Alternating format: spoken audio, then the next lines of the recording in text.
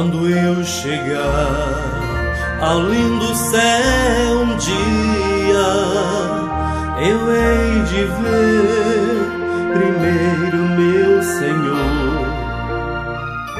Eu hei de ouvir a santa melodia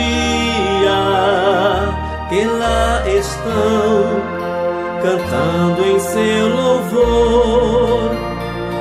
Então serei feliz entre os remidos, e lhes direi do meu prazer sem fim, porque no céu não haverá gemidos, e o céu será de glórias para mim.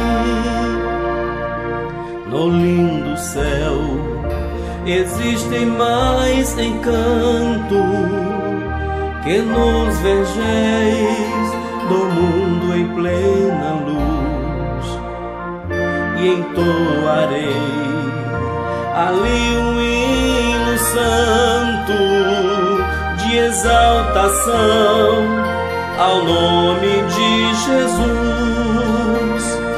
Então terei prazer mais que inaudito ao contemplar as multidões sem fim, porque no céu meu nome está escrito, e o céu será de glórias para mim.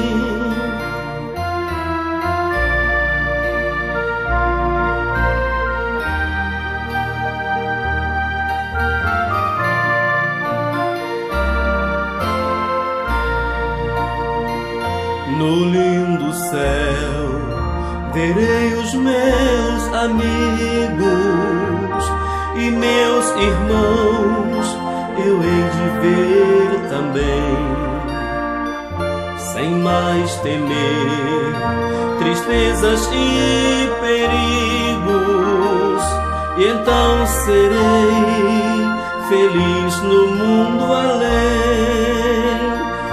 Então serei o salvo redimido, e viverei para sempre ali sem fim.